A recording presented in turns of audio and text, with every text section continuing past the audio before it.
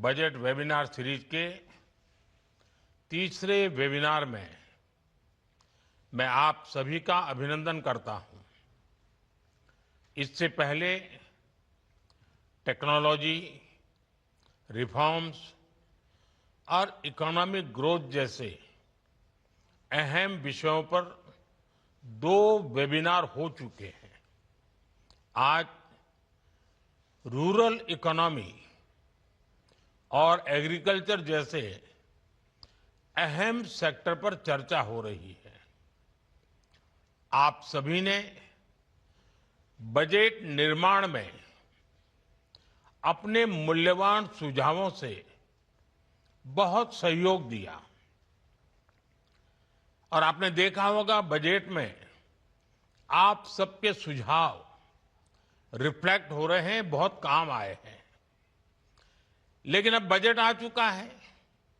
अब बजट के बाद उसके फुल पोटेंशियल का लाभ देश को मिले, इस दिशा में भी आपका अनुभव, आपके सुझाव और सरल तरीके से बजट का सर्वाधिक लोगों को लाभ हो, बजट का पाई पाई पैसा जिस हेतु से दिया गया है उसको परिपूर्ण कैसे करें, जल्द से जल्द कैसे करें, आपके सुझाव ये वेबिनार के लिए बहुत अहम है।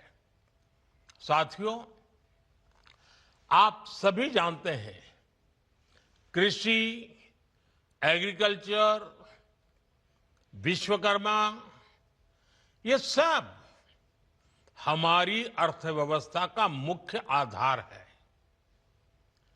एग्रीकल्चर भारत की लॉन्ग टर्म डेवलपमेंट जर्नी का स्ट्रेटेजिक पिलर भी है और इसी सोच के साथ हमारी सरकार ने कृषि सेक्टर को लगातार मजबूत किया है। करीब 10 करोड़ किसानों को 4 लाख करोड़ रुपए से अधिक की पीएम किसान सम्मान निधि मिली है। एमएसपी में हुए रिफॉर्म से अब किसानों को 1.5 गुना तक रिटर्न मिल रहा है। इंस्टीट्यूशनल क्रेडिट कवरेज 75% से अधिक हो चुका है। पीएम फसल बीमा योजना के तहत लगभग 2 लाख करोड़ रुपए के क्लेम सेटल किए गए हैं। ऐसे अनेक प्रयासों से किसानों का रिस्क बहुत कम हुआ है और उन्हें एक बेसिक इकोनॉमिक सिक्योरिटी मिली है। इससे कृषि क्षेत्र का आत्मविश्वास भी बढ़ा है। आज खाद्यान्न और दालों से लेकर तिलहन तक देश रिकॉर्ड उत्पादन कर रहा है। लेकिन अब जब 21वीं सदी का दूसरा क्वार्टर शुरू हो चुका है, 25 साल बीत चुके हैं, तब कृषि क्षेत्र को नई ऊर्जा से भरना भी उतना ही आवश्यक है। इस साल के बजट में इस दिशा में नए प्रयास हुए हैं। मुझे विश्वास है इस वेबिनार में आप सभी के बीच हुई चर्चा, इससे निकले सुझाव बजट प्रावधानों को जल्द से जल्द जमीन पर उतारने में मदद करेंगे। साथियों, आज दुनिया के बाजार खुल रहे हैं, ग्लोबल डिमांड बदल रही है। इस वेबिनार में अपनी खेती को एक्सपोर्ट ओरिएंटेड बनाने पर भी ज्यादा से ज्यादा चर्चा आवश्यक है। हमारे पास डाइवर्स क्लाइमेट है, हमें इसका पूरा फायदा उठाना है। एग्रो क्लाइमेटिक जोन उस विषय में हम बहुत समृद्ध हैं। इस साल का बजट इन सब बातों के लिए अनगिनत नए अवसर देने वाला बजट है। प्रोडक्टिविटी बढ़ाने की दिशा तय करता है और एक्सपोर्ट स्ट्रेंथ को बढ़ावा देता है। बजट में हमने हाई वैल्यू एग्रीकल्चर पर फोकस किया है। नारियल, काजू, कोको, चंदन ऐसे उत्पादों के रीजनल स्पेसिफिक प्रमोशन की बात कही है। अब आपको मालूम है, दक्षिण के हमारे जो राज्य हैं, खासकर केरल है, तमिलनाडु है, नारियल की पैदावार बहुत करते हैं, लेकिन अब वो क्रॉप, वो सारे पेड़ इतने पुराने हो चुके हैं तो उसकी वो क्षमता नहीं रही है। केरल के किसानों को अतिरिक्त लाभ हो, तमिलनाडु के किसानों को अतिरिक्त लाभ हो, इसलिए इस बार कोकोनट पर एक विशेष बल दिया गया है, जिसका फायदा आने वाले दिनों में हमारे इन किसानों को मिलेगा। साथियों, नॉर्थ ईस्ट की तरफ देखें, अगरवुड बहुत कम लोगों को मालूम है। ये अगरबत्ती शब्द है ना, वो अगरवुड से आया हुआ है। अब हिमालयन राज्यों में टेम्परेट नट क्रॉप्स और इन्हें बढ़ावा देने का प्रस्ताव बजट में रखा गया है। जब एक्सपोर्ट ओरिएंटेड प्रोडक्शन बढ़ेगा तो ग्रामीण क्षेत्रों में प्रोसेसिंग और वैल्यू एडिशन के जरिए रोजगार सृजन होगा। इस दिशा में एक कोऑर्डिनेटेड एक्शन कैसे हो, आप सभी स्टेक होल्डर्स मिलकर जरूर मंथन करें।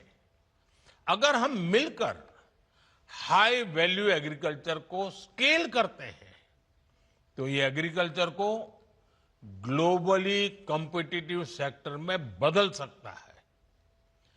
एग्री एक्सपर्ट्स, इंडस्ट्री और किसान एक साथ कैसे आए, किसानों को ग्लोबल मार्केट से जोड़ने के लिए किस तरह से गोल सेट किए जाए, क्वालिटी, ब्रांडिंग और स्टैंडर्ड्स, ऐसे हर पहलू, इन सबको कैसे प्रमोट किया जाए, इन सारे विषयों पर चर्चा इस वेबिनार को, इसके महत्व को बढ़ाएंगे। मैं एक और बात आपसे कहना चाहूंगा।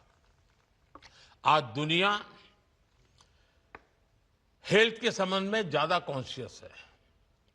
होलिस्टिक हेल्थ केयर और उसमें ऑर्गेनिक डाइट, ऑर्गेनिक फूड, इस पर बहुत रुचि है। भारत में हमें केमिकल फ्री खेती पर बल देना ही होगा। हमें नेचुरल फार्मिंग पर बल देना होगा। नेचुरल फार्मिंग से, केमिकल फ्री प्रोडक्ट से दुनिया के बाजार तक पहुंचने में हमारे लिए एक राजमार्ग बन जाता है। उसके लिए सर्टिफिकेशन, लेबोरेटरी, ये सारी व्यवस्थाएं सरकार सोच रही है, लेकिन आप लोग इसमें भी जरूर अपने विचार रखिए। साथियों, एक्सपोर्ट बढ़ाने में एक बहुत बड़ा फैक्टर फिशरीज सेक्टर का पोटेंशियल भी है।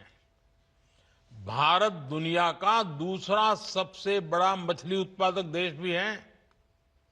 आज हमारे अलग अलग तरह के जलाशय, तालाब, ये सब मिलाकर लगभग 4 लाख टन मछली उत्पादन होता है, जबकि इसमें 20 लाख अतिरिक्त उत्पादन की संभावना मौजूद है। अब विचार कीजिए आप, 4 लाख टन से हम अतिरिक्त 20 लाख टन जोड़ दें तो हमारे गरीब मछुआरे भाई बहन हैं, उनकी जिंदगी कैसी बदल जाएगी। हमारे पास रूरल इनकम को डाइवर्सिफाई करने का अवसर है। फिशरीज एक्सपोर्ट ग्रोथ का बड़ा प्लेटफॉर्म बन सकता है। दुनिया में इसकी मांग है। इस वेबिनार से अगर बहुत ही प्रैक्टिकल सुझाव निकलते हैं तो कैसे रिजर्वायर, उसके पोटेंशियल की सटीक मैपिंग की जाए, कैसे क्लस्टर प्लानिंग की जाए, कैसे फिशरीज डिपार्टमेंट और लोकल कम्युनिटी के बीच मजबूत कोऑर्डिनेशन हो, तो बहुत ही उत्तम होगा। Hatchery, feed, processing, branding, export, उसके लिए आवश्यक लॉजिस्टिक, हर स्तर पर हमें नए बिजनेस मॉडल विकसित करने ही होंगे। ये रूरल प्रॉस्पेरिटी, ग्रामीण समृद्धि के लिए वहां की high value high impact factor के रूप में परिवर्तित करने का एक अवसर है हमारे लिए। और इस दिशा में भी हम सबको मिलकर काम करना है। और आप आज जो मंथन करेंगे उसके लिए, उस कार्य के लिए रास्ता बनेगा। साथियों, पशुपालन सेक्टर ग्रामीण इकोनॉमी का हाई ग्रोथ पिलर है। भारत आज दुनिया का सबसे बड़ा मिल्क प्रोड्यूसर है। एग्स प्रोडक्शन में हम दूसरे स्थान पर हैं। हमें इसे और आगे ले जाने के लिए ब्रीडिंग क्वालिटी, डिजीज प्रिवेंशन और साइंटिफिक मैनेजमेंट पर फोकस करना होगा। एक और अहम विषय पशुधन के स्वास्थ्य का भी है। मैं जब वन अर्थ वन हेल्थ की बात करता हूं तो उसमें पौधा हो या पशु, सबके स्वास्थ्य की बात शामिल है। भारत अब वैक्सीन उत्पादन में आत्मनिर्भर है। फूट एंड माउथ डिजीज, उससे पशुओं को बचाने के लिए 125 करोड़ से अधिक डोज पशुओं को लगाई जा चुकी है। राष्ट्रीय गोकुल मिशन के तहत टेक्नोलॉजी का विस्तार किया जा रहा है। हमारी सरकार में अब पशुपालन क्षेत्र के किसानों को किसान क्रेडिट कार्ड का भी लाभ मिल रहा है। निजी निवेश को प्रोत्साहित करने के लिए animal husbandry infrastructure development fund की शुरुआत भी की गई है। और आपको एक पता है, हम लोगों ने गोवर्धन योजना लागू की है। गांव के पशुओं से निकलना वाला मलमूत्र है, गांव का जो वेस्ट है, कूड़ा कचरा है, हम गोवर्धन योजना में इसका उपयोग करके गांव भी स्वच्छ रख सकते हैं। दूध से आय होती है, गोबर से भी आय हो सकती है। और एनर्जी सिक्योरिटी की दिशा में, गैस सप्लाई में भी ये गोवर्धन बहुत बड़ा योगदान दे सकता है। ये मल्टीपर्पज बेनिफिट वाला काम है और गांव के लिए बहुत उपयोगी है। मैं चाहूंगा कि हर सभी राज्य सरकारें इसको प्राथमिकता दे, उसको आगे बढ़ाएं। साथियों, हमने पिछले अनुभवों से समझा है कि केवल एक ही फसल पर टिके रखना किसान के लिए जोखिम भरा है। इससे आय के विकल्प भी सीमित हो जाते हैं। इसलिए हम क्रॉप डाइवर्सिफिकेशन पर फोकस कर रहे हैं। इसके अलावा national mission on edible oils and pulses, national mission on natural farming, ये सभी एग्रीकल्चर सेक्टर की ताकत बढ़ा रहा है। साथियों, आप भी जानते हैं एग्रीकल्चर स्टेट सब्जेक्ट है। राज्यों का भी एक बड़ा एग्रीकल्चर बजट होता है। हमें राज्यों को भी निरंतर प्रेरित करता है कि वो अपना दायित्व निभाने में हम उनको कैसे मददरूप हो, हमारे सुझाव उनको कैसे काम आए। राज्य का भी एक एक पैसा जो गांव के लिए, किसान के लिए तय हुआ है, वो सही उपयोग हो। हमें बजट प्रावधानों को जिला स्तर तक मजबूत करना होगा, तभी नई पॉलिसीज का ज्यादा से ज्यादा फायदा उठाया जा सकता है। साथियों, ये टेक्नोलॉजी की सदी है और सरकार का बहुत जोर एग्रीकल्चर में टेक्नोलॉजी कल्चर लाने पर भी है। आज ई नेम के माध्यम से मार्केट एक्सेस का डेमोक्रेटाइजेशन हुआ है। सरकार एग्रीस्टेक के जरिए, एग्रीकल्चर के जरिए डिजिटल पब्लिक इंफ्रास्ट्रक्चर विकसित कर रही है। इसके तहत डिजिटल पहचान यानी किसान आईडी बनाई जा रही है। अब तक लगभग 9 करोड़ किसानों की किसान आईडी बन चुकी है और लगभग 30 करोड़ भूमि पार्सलों का डिजिटल सर्वे किया गया है। भारत विस्तार जैसे एआई आधारित प्लेटफॉर्म रिसर्च इंस्टीट्यूशंस और किसानों के बीच की दूरी कम कर रहे हैं। लेकिन साथियों, टेक्नोलॉजी तभी परिणाम देती है जब सिस्टम उसे अपनाए, संस्थाएं उसे इंटीग्रेट करें और एंटरप्रेन्योर्स उस पर इनोवेशन खड़ा करें। इस वेबिनार में आपको इससे जुड़े सुझावों को मजबूती से सामने लाना होगा। हम टेक्नोलॉजी को कैसे सही तरीके से इंटीग्रेट करें, इस दिशा में इस वेबिनार से निकले सुझावों की बहुत बड़ी भूमिका होगी। साथियों, हमारी सरकार ग्रामीण समृद्धि के निर्माण के लिए प्रतिबद्ध है।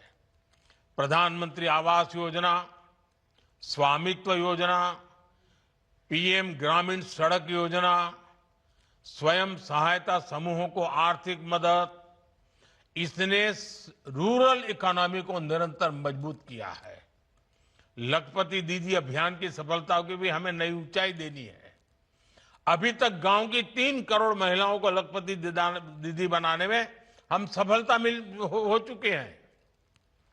अब 2029 तक, 2029 तक 3 करोड़ में और 3 करोड़ जोड़ना है और 3 करोड़ और लखपति दीदियां बनाने का लक्ष्य तय किया गया है।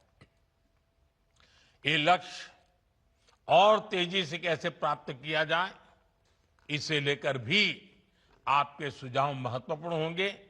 साथियों, देश में स्टोरेज का बहुत बड़ा अभियान चल रहा है। लाखों गोदाम बनाए जा रहे हैं। स्टोरेज के अलावा agri entrepreneurs processing, supply chain, agri tech, agri fintech, export, इन सब में इनोवेशन और निवेश बढ़ाना आज समय की मांग है। मुझे विश्वास है आज जो आप मंथन करेंगे उससे निकले अमृत से ग्रामीण अर्थव्यवस्था को नई ऊर्जा मिलेगी। आप सबको इस वेबिनार के लिए मेरी बहुत बहुत शुभकामनाएं हैं और मुझे पूरा विश्वास है कि जमीन से जुड़े हुए विचार, जड़ों से जुड़े हुए विचार इस बजट को सफल बनाने के लिए, गांव-गांव तक पहुंचाने के लिए बहुत काम आएंगे। आपको बहुत बहुत शुभकामनाएं, बहुत बहुत धन्यवाद।